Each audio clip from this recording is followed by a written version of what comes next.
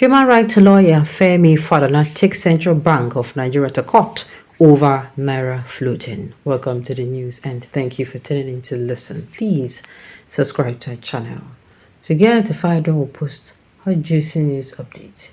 Please click on the notification bell.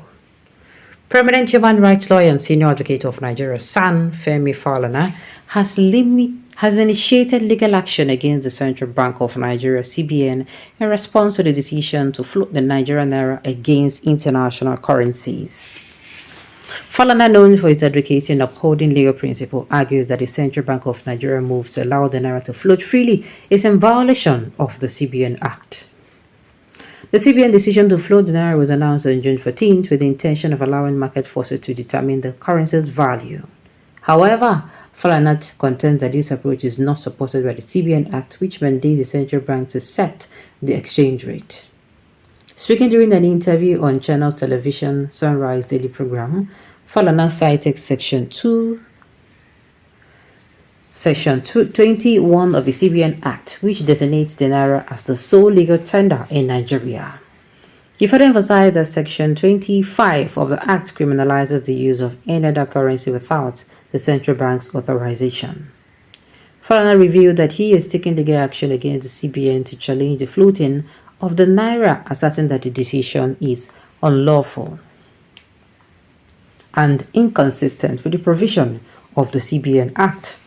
He noted that without addressing the root causes such as the dollarization of the economy, any temporary measures introduced by the government would have limited impact. Furthermore, legal action highlights the importance of upholding legal frameworks in economic policies and decision making, and it stands to underscore the need for clarity and adherence to establish laws and regulation. So Falana is suing the CBN because they are trying to float the Naira. Why are they floating the Naira? Why?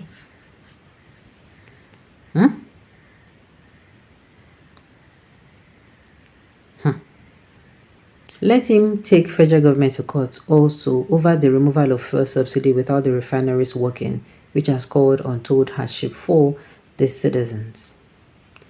May God help you to succeed, sir. May God give you the courage not to back off, sir. May God give you the strength.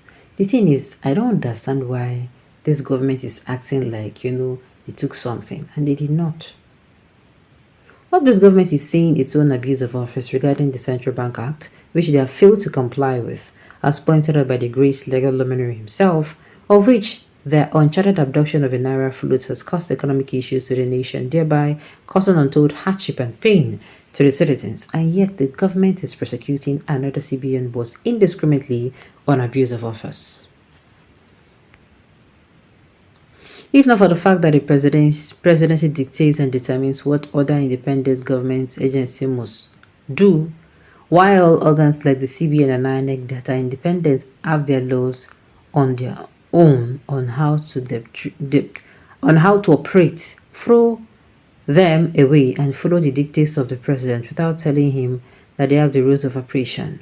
Rubber stamp, organs heads, none of them will even try and advise the president on the right thing to be done. They will also take back to court over PHCN prisoners arrests of 22 years and 33% pension rate increases since 2010 and no implementation. This is serious. God punish any bad idea by anyone to use less Naira for any foreign currency so that they can mingle them and easily have routes to loot. Thank you, Femi Falana, for standing up at this critical point in Nigeria. Expect $1 to sell at 2,000 by December. Nigeria is dollar's full-time housewife. Like, I don't even understand. How? Naira can never have any advantage major currencies in the global economy because there is no productivity in Nigeria. We run the consumer economy, doesn't set price for any commodity. We produce and sell our crude at the buyer's price. Nigeria has one of the highest deposits of natural gas in the world, yet we do not have cooking gas. We do not have light. We have fertile land, yet we import agricultural products. We have vast rivers, yet we eat imported fishes and other seafoods. All right. So we have to import agricultural products, to have vast rivers here to import imported fishes and other seafoods. The thing is, I don't even understand. What Falana has done is good to help rescue our Naira from our unscrupulous government. We spend Naira, and when our government wants to prepare their budget, they prepare it in dollars, thereby handicapping or creeping our Naira and praising dollars at the detriment of Naira. God help Nigerian government. All right. You are not talking law but politics.